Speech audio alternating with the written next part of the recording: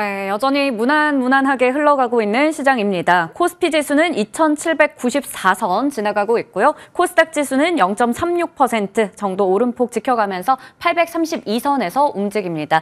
저희 오후장에서 꼭 챙겨봐야 할 이슈들 오늘도 5가지 모아봤습니다. 오늘은 이지스탁 이지은 대표, 불사조 리서치 김진경 본부장과 함께하도록 할게요. 두 분 안녕하세요. 안녕하세요. 네, 오늘 시장이 일단 반등이 나오고 있지만 그리 폭이 크지는 않습니다. 하지만 두 분의 의상 덕분인지 오늘 좀 화사하게 스튜디오가 채워지는 것 같은데요.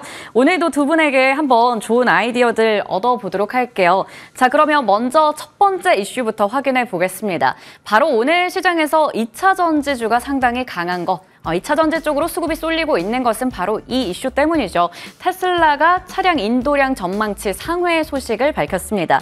우선은 전년 동기 대비해서는 좀 감소하는 모습이 나왔지만 월가 예상치를 뛰어넘으면서 서프라이즈다라고 시장에서는 판단을 하고 있고요. 무엇보다 테슬라 주가가 간밤에 10%가 넘게 급등한 영향을 받아가고 있는 상황이죠.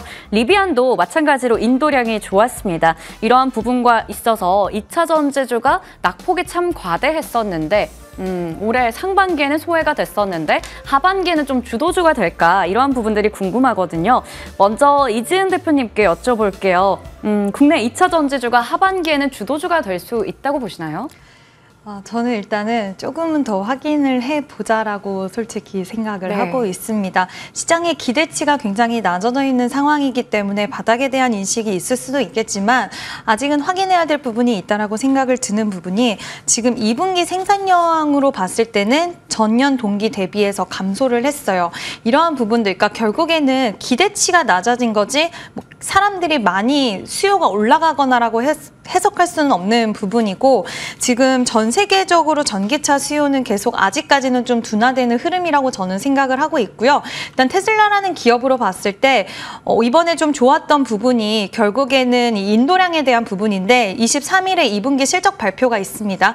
이 부분에 대해서도 한번 확인이 필요하고 또 한 가지는 지금 자세히 보면 테슬라는 새로운 모델을 내놓고 있지는 않는 것 같아요. 그래서 지금 뭐 저가형 모델에 대해서도 내년에 출시한다는 계획을 밝혔고 로보택시에 대한 모멘텀도 분명히 8월 달에 있기는 하지만 이 부분이 성공적으로 시장에서의 받아들일 수 있다는 부분은 아직은 좀 미지수라고 생각이 들기 때문에 일단 이러한 부분들에 있어서 오늘의 이 이슈가 과연 시세의 연속성을 예전만큼 그러니까 하반기를 주도할 수 있을 만큼의 강한 힘을 갖고 있느냐의 부분에 따라서는 저는 아직은 좀 확인하자 라는 부분이고요.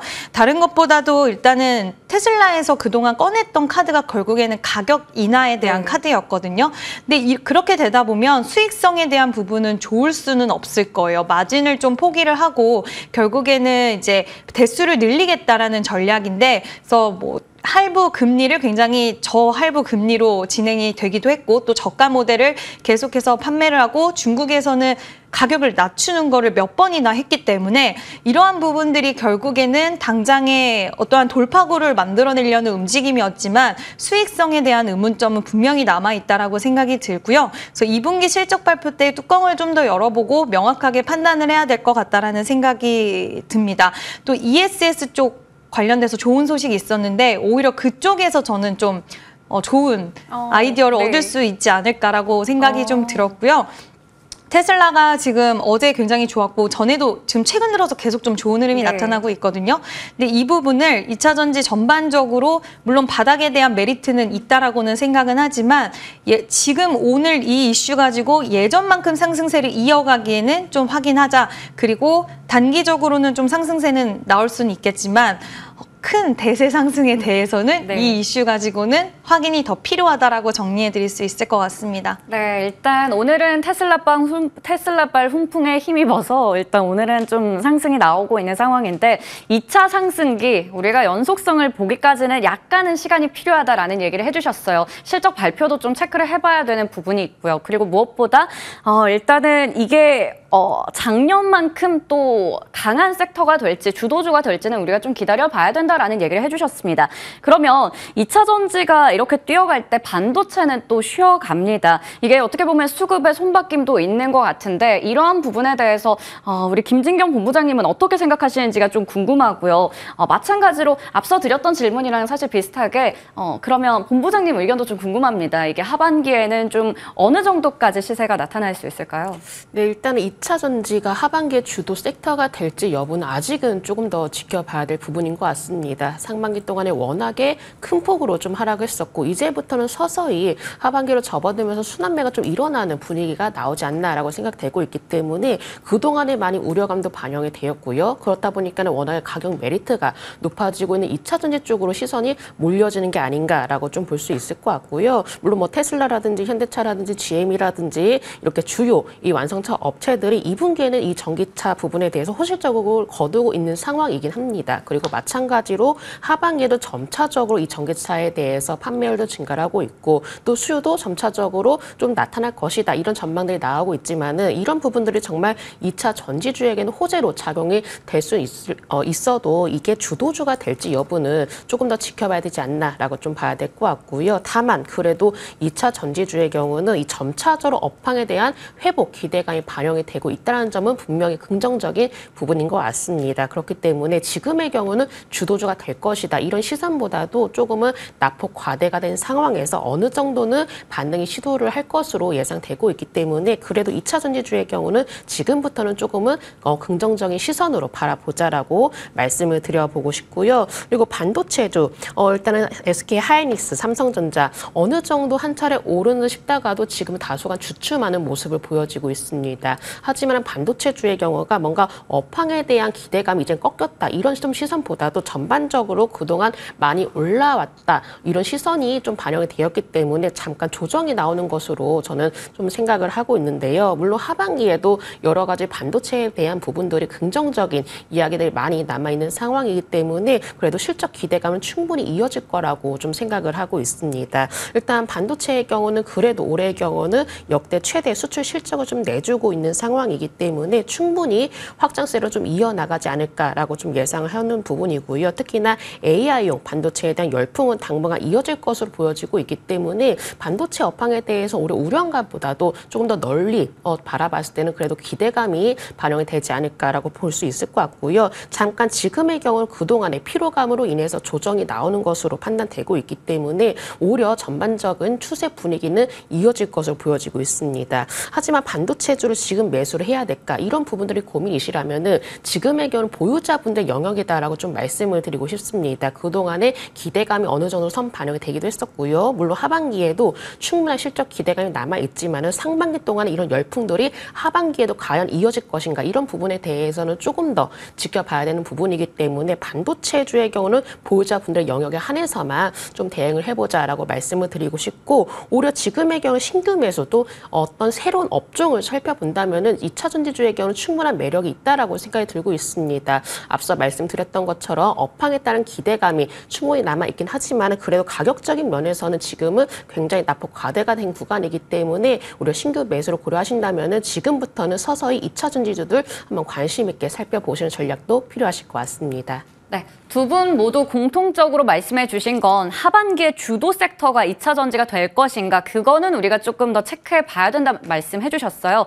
그리고 앞서 김진경 본부장님께서는 지금 반도체주가 좀 쉬어가고 있지만 그동안 워낙 많이 오른 데 따른 피로감이 누적됐다라는 부분에서 말씀해 주셨습니다. 물론 AI 반도체부터 해서 장기적으로 긍정적인 시세는 이어질 수 있겠지만 지금 이 하락을 또 이용하는 건 보유자의 영역이다라는 말씀까지 주셨습니다. 하지만 마지막에 또 덧붙여 주신 말씀에 의하면 2차 전지주 지금 좀 봐도 되는 시점이다라고 얘기해 주셔서요. 하나만 더 김진경 본부장님께 질문 드릴게요.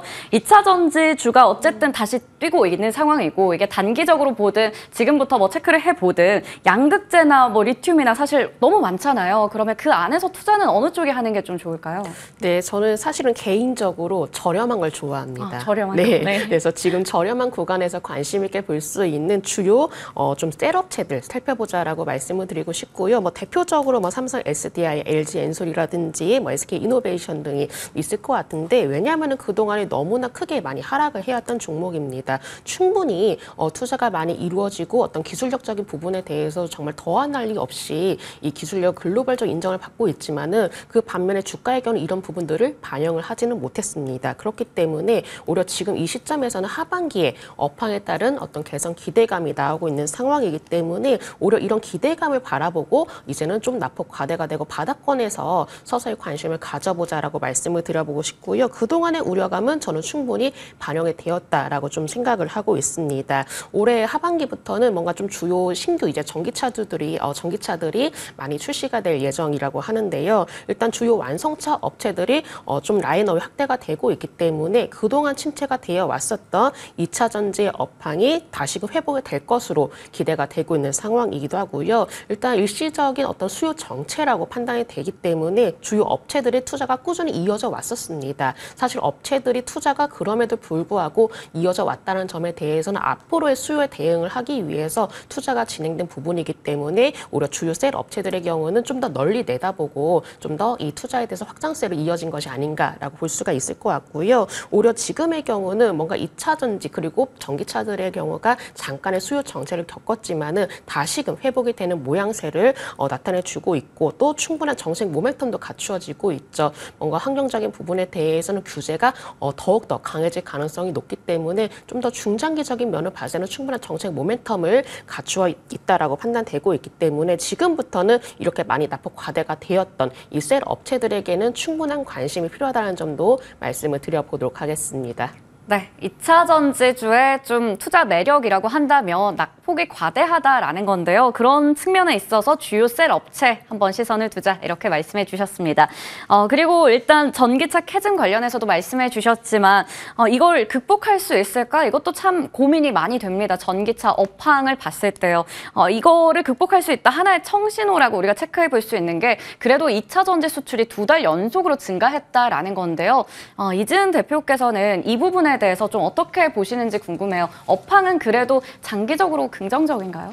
네, 일단은 2달을 좀 상승했다. 그리고 바닥을 찍었다라는 이제 평가가 좀 지배적인 상황인데 일단은 리튬 가격이 여전히 고점 대비해서는 좀 낮은 수준이고요. 그리고 다른 것보다도 지금 우리나라 배터리 셀 업체들이 생산 거점을 옮겨가는 부분이 물론 당장 이번 연도에 확 그쪽으로 옮겨가는 건 아니지만 그런 움직임들이 적극적으로 나오고 있는 상황이기 때문에 추후에 우리가 수출 데이터를 가지고만 이제 그거를 재료로 모멘텀으로 평가하기에는 좀 분명히 이제 뭐 약발이라고 하면 좀 그렇지만 네. 재료를 해석하기에는 좀 난해한 그런 부분들도 생산 거점 옮겨가게 되면 분명히 발생을 할 수 있기 때문에 물론 이 부분에 대해서는 당연히 긍정적으로 생각을 할 수는 있겠지만 이 지표만 가지고는 완전히 좋다라고만은 평가하기에는 여전히 저는 2차 전지 관련돼서는 조금은 더 확인하자라는 좀 주의를 가지고 있고요. 물론 가격적인 메리트는 있기 때문에 내가 좀 장기적으로 어떠한 섹터의 투자처를 가지고 지금 당장은 아니지만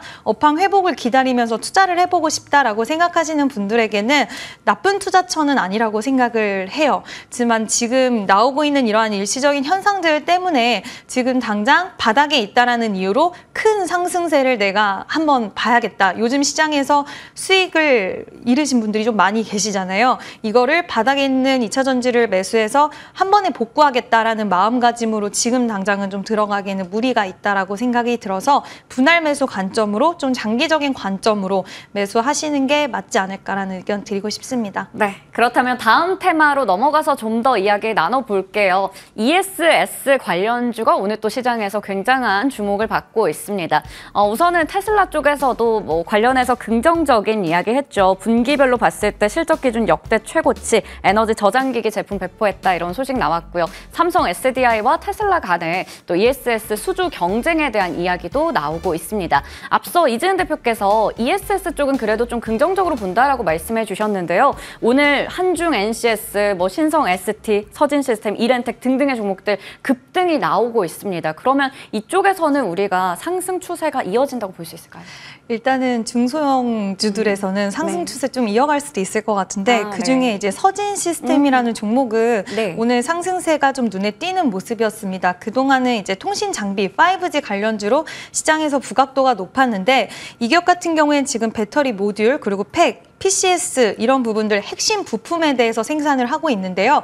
국내뿐만 아니라 지금 해외 시장에서에도 좀 드라이브를 걸고 있는 시장인데 글로벌 시장에서의 특히 유럽 시장에서 높은 성장세를 보이고 있어서 오늘 기술적으로 봤을 때도 저는 서진 시스템이라는 종목이 좀 매력도가 높아 보였고 일단은 이런 중소형당 종목들은 시세의 연속성이 나와줄 수는 있을 것 같은데 우리가 ESS 관련돼서는 2차 전지 관련된 셀업체들이 새로운 돌파구를 찾는 게 이거다라는 소식이 사실 지난달, 지지난달 나와줬어요. 근데 주가의 흐름에는 그렇게 큰 영향력을 끼치지 못했고 그렇기 때문에 저는 이 배터리 셀 업체들은 ESS를 새로운 성장 동력으로 마련을 하고 있고 이번에 이제 인터배터리 유럽에서도 이쪽 관련돼서 신제품을 많이 선보였거든요. 그래서 분명히 미래 먹거리로 삼고 있는 것도 맞고 이 부분이 시기적으로 딱 잘 맞물린다고 한다면 시너지 효과가 확실하게 나올 거라고는 보는데 지금은 이제 아무래도 매물이 좀 많이 있다 보니 이 소화 과정도 겹치고 이러한 부분들을 통해서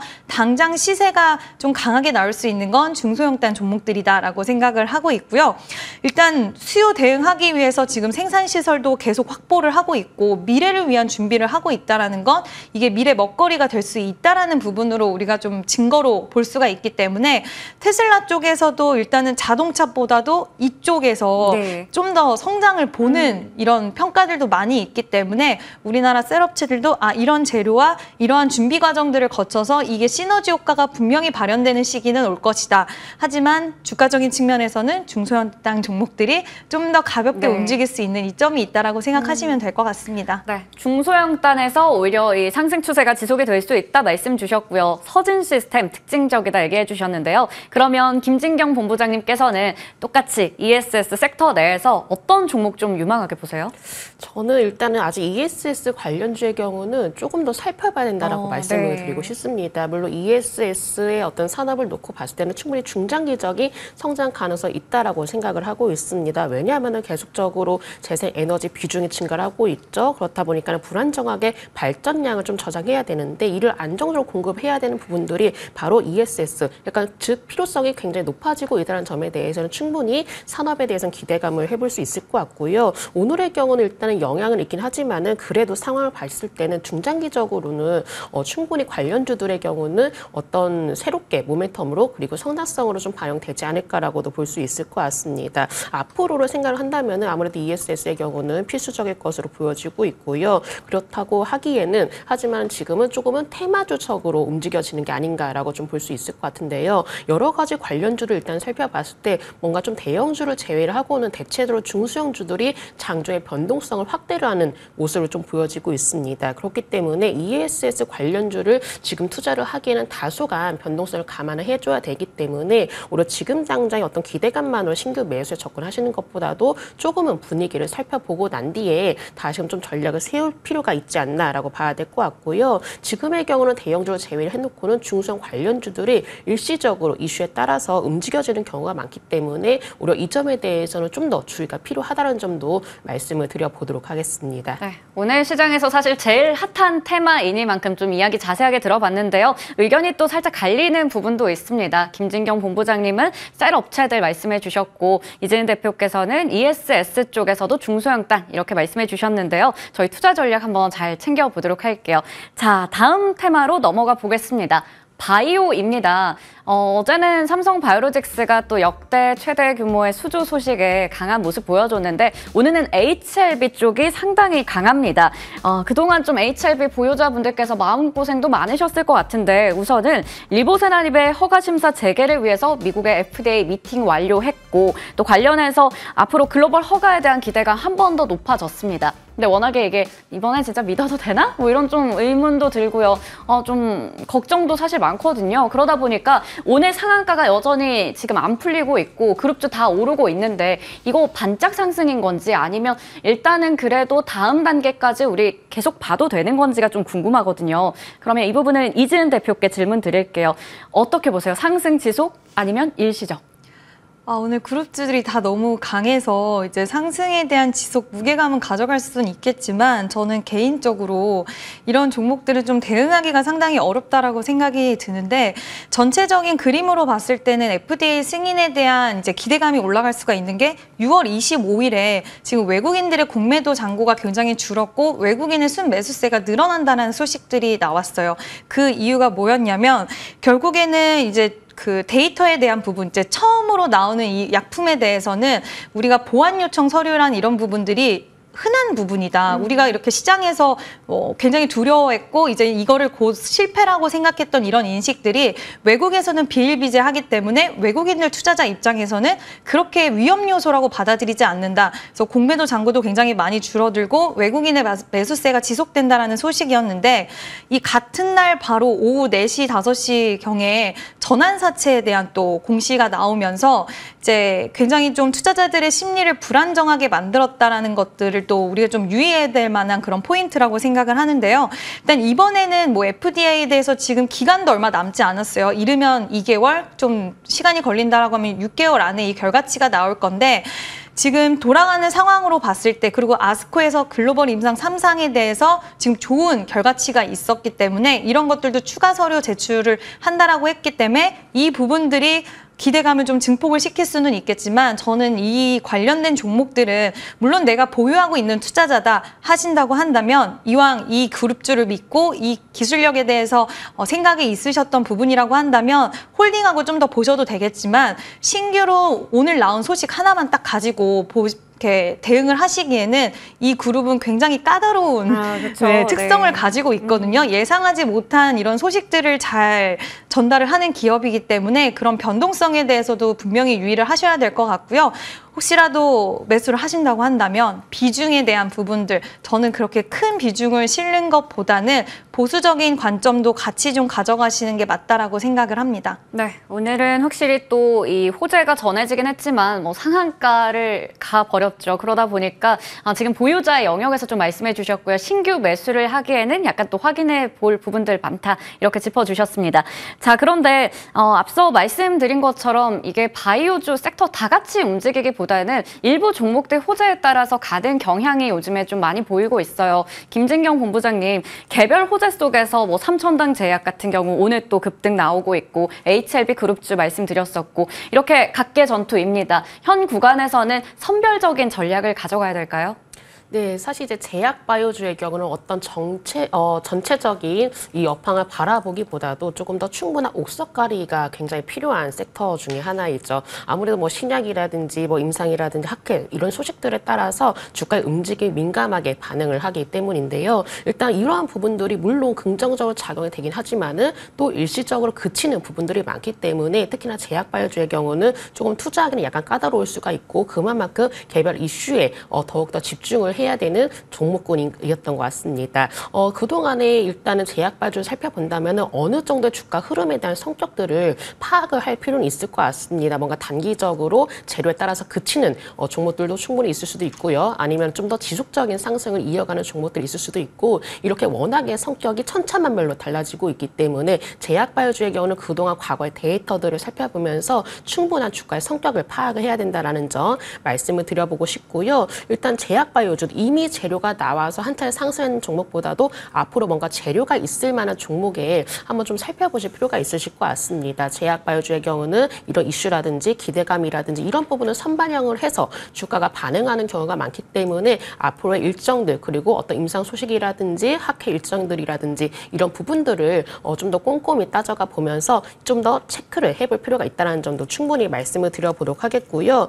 그 대표적인 예로는 관련 좀 오스코텍도 한번 좀 말씀을 드려보도록 하겠습니다. 다음 달 내에 레이저 티닙이라든지 뭐 아마 반타말 병용요법에 대해서 미국 FDA 승인 여부가 발표가 될 예정이라고 하는데요. 지금의 경우는 승인 가능성이 높다라는 전망들이 나오고 있고 또 3분기에는 미국의 출시 이후에 마일스톤을 수령하고 또 4분기에는 판매에 따른 로열티를 수령할 전망이라고 하니까는요. 이런 내용들도 한번 체크를 해보시면 좋으실 것 같습니다. 다만 오스코텍을 비롯해서 전반적으로 제약주들이 한 차례 올라온 상황이기 때문에 제약주들의 경우는 뭔가 지속적으로 상승이 가능할 것이다. 이런 기대감을 가지고 투자를 하시는 것보다도 조금은 일시적으로 뉴스에 의해서 단기적으로 좀 반응할 가능성이 높다라는 점을 충분히 감안을 하시고 조금은 짧게 대응하시는 전략이 더욱더 필요하지 않을까라고 볼 수 있을 것 같습니다. 네, 그러면 그렇게 짧게 뭔가 대응을 했을 때요. 4거래일 연속 올라가면서 신고가를 여전히 지켜가는 삼천당 제약은 본부장님 지금 사도 괜찮나요?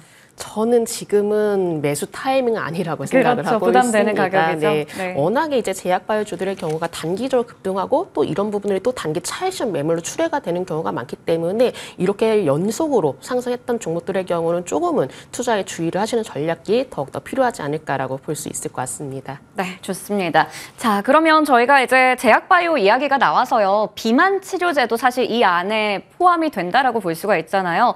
펩트론이 정말 무섭게 또 질주를 합니다. 어제 오늘 신고가 영역에 있고요. 우리 이진 대표님의 또 원픽이기도 했어요. 6월 5일 종목이죠. 66% 최고가 기준 상승률 기록하고 있고 목표가 달성한 무서운 종목입니다. 이거 어떻게 할까요? 저는 더 갈 거라고 보고 더, 있는데, 네, 저는 개인적으로 지금 바이오 시장에서의 키워드는 플랫폼 기술이라고 생각을 하고 있습니다. 물론 바이오 관련돼서 이제 금리 인하가 진행이 되고 하반기 때 제약바이오라는 전체적인 흐름에서 강한 시세가 나온다라고 한다면 전통적인 제약바이오 종목들, 실적이 잘 나오는 기업들에게도 어느 정도의 이런 상승 흐름은 갈 수는 있겠지만 지금 시장이 원하는 거는 저는 플랫폼 기술이라고 생각을 하는데 알테오젠 같은 경우에도 결국에는 플랫폼 기술, SC 제형에 대한 기술력으로 인해서 이 플랫폼 기술이 좋은 게 이제 신약을 개발을 하면 그냥 물질 이전에서 하나의 계약으로만 끝나는 게 아니라 이 회사, 저 회사와 다 계약을 맺을 수가 있기 때문에 그 기술을 통해서 그러한 이점을 가지고 있는데 지금 시장에서는 어쨌든 제약바이오가 강하게 가려면 기술 이전이라는 그 모멘텀이 붙어줘야 되는 상황에서 플랫폼 기술을 갖고 있는 기업들이 저는 키워드가 될 수 있고 또 이런 기업들이 일정이 없는 게 아니에요. 지금 삼천당 제약 같은 경우에도 오늘 굉장히 강한 시세를 내보이고 있기는 하지만 결국에는 이 펩트론이라는 기업이 장기 지속형할 수 있는 플랫폼을 갖고 있기 때문에 우리가 비만 치료제 하면 일주일에 한 번 주사를 맞는다, 번거롭다, 약간 이런 인식이 있지만 이 펩트론의 플랫폼 기술을 이용하면 한 달에 한 번만 주사를 맞고도 똑같은 효능을 볼 수가 있기 때문에 지금 글로벌 제약사 1, 2 거의 노보노디스크나 일리아이, 릴리가 아닐까라고 생각을 하는데 기술 이전에 대한 이야기가 오고 가고 있는 상황이고요. 알테오젠도 지금 일정이 여러 가지가 많이 남아있기 때문에 이와 관련돼서 저는 플랫폼 기술들을 갖고 있는 기업들은 저는 아마 좀 당분간은 강하게 시세를 연출해 줄 수 있다라고 보고 있고 그렇기 때문에 펩트론도 지금 주의 종목이 되긴 했지만 네, 오늘 좀 약하고 그 안에서 삼천당 제약으로의 수급 쏠림이 좀 나오고는 있긴 하지만 인벤티질의 펩트론 그리고 삼천당 제약도 저는 여전히 매력적으로 보고 있어서 비만 치료제 관련된 종목들 중에서 탑 종목들은 여전히 좀 좋은 관점으로 신규 타점은 아니라고 하더라도 눌림이 왔을 때는 매수할 수 있어야 된다. 그래서 관심 종목에 꼭 가지고 있어야 된다라고 생각이 들고요. 수익 중이신 분들은 일부는 수익 챙기시고 좀 더 지켜보시면 좋을 것 같습니다. 네, 여전히 긍정적인 시각을 좀 유지해 주셨습니다. 바이오에 대한 이야기 여기까지 해보도록 할게요. 다음은 게임입니다. 게임이 이제는 진짜 바닥을 찍었다라고 봐야 할까요? 게임하면 사실 신작에 대한 기대감 그리고 실적에 대한 이야기 또 금리가 어느 정도 낮아져야지 게임주가 또 우호적인 환경에서 주가가 날아갈 수 있을 텐데요. 종목별로 편차도 있긴 합니다. 오늘 넷마블이 그에 따라서 실적 정상화 구간 들어섰다 이런 얘기 나오고 있고 주가도 2%대 강세 유지를 하고 있고요. 넥슨 게임즈도 신작 기대감 작용하기도 했었죠. 일단은 이제 게임하면 업황이 가장 중요할 것 같아요. 김진경 본부장님 시프트업이라고 하는 또 초거대 IPO가 다가옵니다. 그 부분이 게임주에게 있어서 뭔가 온기를 좀 가져다 줄까요? 일단 분위기는 좀 바꿔줄 수는 있을 것 같습니다. 좀 하반기 첫 IPO 이제 대여로 주목받는 게임사이죠. 바로 이제 시프트업인데요. 오늘부터 일반 청약에 이제 돌입을 하게 되고요. 일단은 이제 시프트업의 경우가 굉장히 또 흥행에 성공한 게임들도 많았습니다. 대표적으로 지난 2022년에 출시했었던 니케가 흥행에 성공하면서 영업 영업이익이 또 흑자로 돌아섰기 때문에 성장세를 또 보여지고 있다. 그렇다면은 일단은 지금 뭐 크래프톤, 넷마블, 이제 NC소프트, 시프트까지 아마 4대 이제 게임사로 등극이 되지 않을까라고 시장에서 전망을 하고 있는 상황이고요. 이런 상장들이 전반적인 게임 시장에는 활력을 해도 불어넣어 줄 것으로 볼 수 있을 것 같습니다. 특히 크래프톤 이후에 3년만 일하는 점도 이 업계에서는 기대감이 높아지면서 전체적으로 투심을 높여질 수 있는 계기가 되지 않을까라고 볼 수 있을 것 같고요. 지난해의 경우는 주요 게임사들이 유독 신작에 대해서 흥행이 많이 없었습니다. 그리고 신작도 많이 출시를 하지 못했기 때문에 전체적으로 좀 침체가 되어 있는 분위기였었는데 그래도 전체적인 면을 봤을 때 이 시프트업의 상장으로 인해서 그래도 어느 정도 활력을 불어 넣어주고 또 분위기도 조금 띄울 수 있는 계기가 될 수 있을 거라고 판단되기 때문에 그래도 게임주의 경우는 전반적으로 어느 정도 주가에도 영향을 미치지 않을까라고 볼 수 있을 것 같고요. 다만 상장이 흥행이 되게 된다면은 분위기가 긍정적으로 돌아설 것으로 기대가 되지만은 이런 분위기가 바로 지속적으로 이어질 수 있는지 여부는 아직은 미지수입니다. 단기적으로 분위기를 띄울 수는 있겠지만은 결과적으로 봤을 때는 각각 게임사들마다 신작이라든지 또 흥행이라든지 이런 소식들이 크게 영향을 미칠 가능성이 높기 때문에 오히려 시프트업에 좀 더 포커스를 맞추는 것보다도 개별 게임사들마다 뭔가 신작에 대해서는 조금 더 집중하면서 대응하시는 전략이 필요하지 않을까라고 볼 수 있을 것 같습니다. 네, 7월 11일에 시프트업 상장 앞두고 있습니다. 상장으로 인해서 분위기가 살짝 전환될 수는 있겠지만 마찬가지로 게임사들마다 또 신작에 대한 이벤트 다 다르잖아요. 그 부분 좀 체크해볼 필요 있을 것 같네요. 여기까지 이야기 들어보겠고요. 다음 이슈입니다. 뷰티테크 시대가 들어섰고 이미 뭐 홈뷰티 디바이스에 대한 수요 상당히 높습니다. 시장 규모도 크고요. 대표적으로 이제 대장주 역할을 하고 있는 게 APR인데 최근에 4거래일 정도 좀 내려가고 있습니다. 이게 어떻게 보면 좋은 가격대에 와서 이제 매수 기회가 되는 건지 사실 궁금하기도 한데요. 미용기기 쪽 여전히 뭐 이야기는 좋습니다. 재료도 좋고요. 실적에 대한 기대감도 있고. 그러면 이지은 대표께서는 지금이 사실 빠질 때 담아도 되는 좋은 기회라고 생각하는지 뭐 APR 이외에 또 많은 종목들이 있는데 좀 관심 있게 보시는 게 있을까요? 일단은 지금은 기회라고는 저는 생각은 하진 않고요. 아니시군요. 네. 굉장히 좋게 보고 있어요. 의료기기, 미용 의료기기 쪽은 굉장히 제가 좋아하는 섹터이기도 하고 긍정적으로 바라보고는 있지만 일단 오늘 9% 이상의 하락세가 나오는데 뭐 하락을 이렇게 강하게 하는 날 굳이 매수를 가담할 필요는 없다라고 생각이 들고요. 일단은 이 기업에 대해서 오히려 저는 APR보다는 물론 홈 뷰티 디바이스 시장에 저는 성장성을 굉장히 크게 보고 있고 거기서의 강자가 APR이긴 하지만 오히려 이 안에서의 투자를 했을 때는 가장 제 눈에 매력적인 기업은 저는 비올이라는 기업을 가장 매력적으로 보고 있는데 일단 신규 상장주들은 투자자분들의 입장에서 굉장히 대응하기 좀 까다롭고 어렵다라는 부분들이 있고요. 보호예수에 대한 물량도 체크를 해야 되고 그리고 그동안의 주가의 역사를 우리가 알 수가 없기 때문에 기술적으로도 체크하기가 어렵다는 부분들이 있어서 저는 비올이라는 기업이 영업이익률이 굉장히 높습니다. 50% 이상의 영업이익률을 내고 있는데 아마 올해에도 좋은 모습이 나올 수 있는 부분들이 많이 좀 뒷받침될 수 있는 근거들이 있는 게 신제품이 셀리뉴와 두오타이트가 나오는데 아마 실퍼맥스로 이 기업이 기술력을 인정을 받았어요. 지금 실퍼맥스 같은 경우에는 뭐 다른 시장에서도 기술력에 대한 부분이라든지 매출이 잘 나오고 있지만 이번에 기대하는 게 바로 중국이랑 브라질에서 인증을 받았다는 부분이거든요. 아마 굉장히 큰 시장이기 때문에 양쪽 모두 여기서의 매출이 한번 발생을 해서 이제 불이 붙어지기 시작을 한다면 저는 매출에 대한 캐파라든지 이런 것들은 충분히 더 커질 수 있다라고 생각이 들고요. 이 회사는 다른 것보다 또 소모품 매출이 우리가 이제 미용 의료기기 쪽 종목들을 볼 때 되게 중요하게 봐야 되는 투자 포인트인데 소모품의 매출도 굉장히 높은 상황이기 때문에 저는 미용 의료기기 APR 좋게 보고 이 기업에 대한 성장성 이런 부분들은 좋지만 지금 이제 주가적인 흐름으로 봤을 때는 오늘 큰 폭으로 떨어지고 있기 때문에 굳이 여기서 투자의 부분을 찾기보다는 저는 비올이라는 기업이 제 눈에는 가장 탑픽으로 좀 생각을 하고 있다라고 의견을 좀 드리고 싶습니다. 네, 좋습니다. 미용기기 좀 간단하게 들어봤습니다. APR이 사실 저점 테스트하는 구간이기도 해서 지금 가격대 잡기도 어렵기도 하죠. 그래서 비올이라는 종목에 대해서 또 한번 관심 있게 보자 이렇게 말씀해 주셨습니다. 오늘 저희가 오후장에서 봐야 하는 이슈들 다 다뤄봤고요. 지금까지 이지스탁 이지은 대표, 불사조 리서치 김진경 본부장과 함께했습니다. 두 분 말씀 고맙습니다. 네, 감사합니다.